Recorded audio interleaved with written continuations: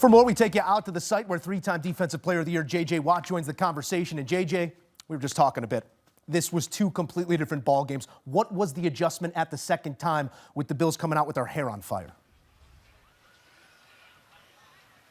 I mean, you just said it, Joe. 24-7 was the score at halftime, and 28-7 was the score in the second half in favor of the Buffalo Bills. They've been doing it all year long, and they did it once again today. They just find a way to score points in the second half. Whatever kind of speech Sean McDermott gives at halftime or whatever kind of adjustments Joe Brady and that offense makes in that locker room, they clearly have been working, and I'm sure there's a lot of people in Buffalo saying, maybe we make those adjustments before the game from here on out because they look unbelievable in the second half, especially when compared to the first half. The Patriots did a great job early on containing Josh Allen, keeping him in the pocket, not letting him scramble. He had a little more success there in the second half and also was able to find some of those big-time receivers, especially Dalton Kincaid, and 2 touchdowns for new dad, Dawson Knox. Yeah, a couple of those big plays. We saw him break, contain, and do exactly what he does with that Superman cape flapping in the wind. The reference point was the guy who ran in too early and looking for his first MVP in his sophomore season in Drake Maye. And if we were to poke holes in the case of the New England Patriots, it would be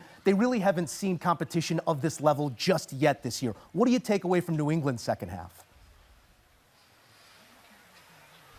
Yeah, I mean, everybody wants to point to the schedule. They can only play who they play. That's not their fault that's how the schedule fell. They go out there and they win the games on their schedule. Today, they had a chance to win it at the end. They had the ball at the 2-minute warning trying to go down there, and they couldn't get it done. Joey Bosa making a great play on 4th down to stop that drive and give it back to Josh Allen. But Drake Maye is an impressive football player. Make no mistake about it. He's in the MVP conversations for a reason. My favorite play of the day was him sprinting all the way down the field, 50-plus yards, to lead the way for Travion Henderson's long touchdown, second one of the day for him. So he's leading this team the right way. This one's going to hurt and sting for him, but they still have a chance. Everything is in front of them that they want to accomplish. That's what it was for them. I'm interested in what this felt like for you, because that's a building that, man, if there are walls that could talk, there's certainly stories to be told there, and they feel as if they're headed that direction once again. What did it feel like from this fan base throughout the ebbs and flows of the game? It was a great atmosphere here. We had some snow falling, but never really accumulating on the ground, so it looked pretty, but it didn't really affect the game. The fans were great, high energy all game, big third downs, obviously on the touchdowns, huge. Back and forth, heavyweight battle all day. This is what you live for. December football, high energy, awesome. Obviously, a lot of people leaving this stadium disappointed, but they have to love these types of games that they're back in once again. It's not like they've been out of them for that long. It's only been 5 years so since their last title, and they had a long run of them before that. So I don't think there's too many fan bases feeling too bad for them, but everything they want still in front of them, like I said. If only something good could happen for those Boston fans one of these days. J.J. Watt, we appreciate your insight always. Thanks, Joe. Have a great one. All right, so it might be the division, but not just yet. What it is what you're watching on Paramount Plus. Now streaming, the return of Landman. From Taylor Sheridan, co-creator of Yellowstone, Academy Award winner Billy Bob Thornton is back, featuring Academy Award nominees Demi Moore, Andy Garcia, and Sam Elliott. You know Mac's up to date. It's Landman. Streaming now, only on Paramount Plus. Back in studio with the fellas with thoughts on this one. We heard from J.J. Watt earlier, the emotion in the building, maybe a little bit of unease in that second half. It felt like this Buffalo team came out a completely different group, Emory, than the one we saw in the first 30. Where did you see the biggest difference? Veteran team versus young team. You saw a young team in New England that didn't know how to handle success, didn't know how to deal with adversity. They were playing from the front like they were doing the majority of the season. And then Buffalo's a veteran, grizzled teams like, okay, we've been down before, let's come back. And then you saw Josh Allen become Josh Allen. And what makes him so difficult is because teams don't know how to rush him. We've seen countless times in this ball game slicing inside, sacrificing the edge, and he gets outside, creates, and you're going to attack him downhill, then he finds someone in the end zone for a touchdown. So the Bills were able to battle back, showed their toughness, showed their mettle, showed they've been here before, and you saw a young team in New England that's still trying to figure out how to handle success and how to overcome adversity within a game. What I love from Buffalo in this ball game, at one point in time, they were down 21-0. Halftime score was 24-7. That's correct. Right? They never panic.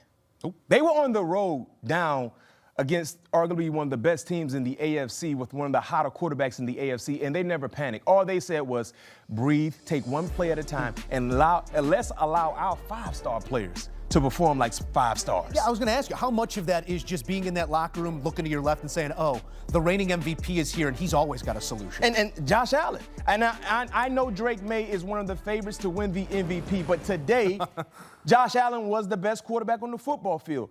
When we did Who Has the Edge, we both said Josh Allen has the edge in this game because he is him. We've seen this over and over and over again with Josh Allen, just basically saying on the playground, everyone move out of the way, I'm taking the ball, and we're not losing. And then James Cook got going. See, that's the thing with Buffalo. When you allow Cook to cook, they're a deadly team. Yeah. So the 5-star players lived up to the billing, and then the coaching and the adjustments. What we saw in the second half, smart, great football play. As a team, Buffalo only had 2 penalties. 2 penalties. We saw New England, multiple penalties that kept drives going in the second half. Then you look at in the red zone, Buffalo 5 or 6 in the red zone. Execution on 3rd down, 8 of 14 on 3rd down. And all of those conversions happened in the second half when they needed them the most. I would say this. Let's give some kudos, let's give some credit to Sean McDermott, who has probably been kicked around a little bit because the Bills have not been able to get over the hump since he's been the head coach of the Buffalo Bills. No head coach of the Buffalo Bills has been able to get that franchise over the hump, right? And what matters about Sean McDermott, what he is going to be judged on, is games in January. We know and understand that. But to be able to make those adjustments coming out of halftime and to more or less stop a New England Patriots offense, that has been great this season. They had that one play, Travion Henderson going the distance there, almost a fluke play. Outside of that, we're able to shut them down, right, in the second half. There were 2 penalties, as you note, right? That's coaching, right? That's discipline. Yeah. And I want to credit Sean McDermott because this was trending. I actually got a text from a league source like, ooh, this is a bad game for Sean McDermott and his sort of promises of coaching in 2026. And then halftime hit, and the second half hit. And now we're talking about one of the better coaching jobs against a great coach, Mike Vrabel. Yeah. Right. One of the better coaching jobs we've seen this year. You say get over the hump. Well, hump's gone. This result also in part eliminating the Chiefs from playoff contention. Mac, a final thought from you here. I know we don't want to go too big on 30 minutes of bad football or 30 minutes of ineffective football from the New England Patriots, but this was the litmus test. This is what we wanted to learn about this team. Do you assign any worry to this group when rubber meets road? No. This is, we knew this would be a very, very difficult game.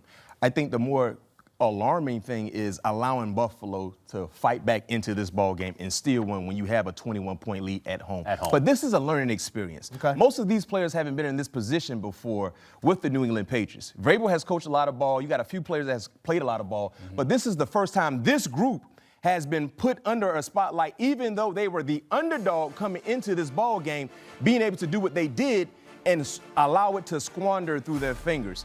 But in all, they still control their own destiny.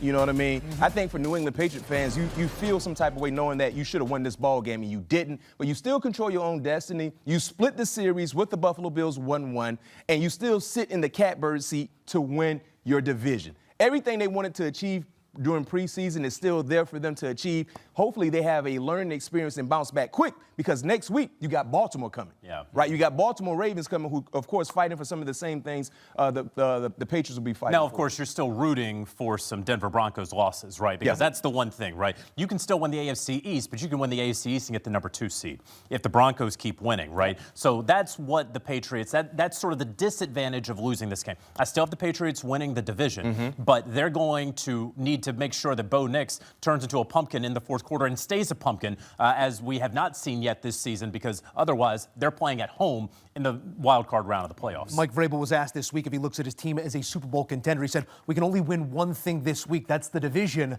That's going to be the goal in the weeks to come as the Buffalo Bills pull off the second half comeback win here over the Patriots on the road, trailed by 21.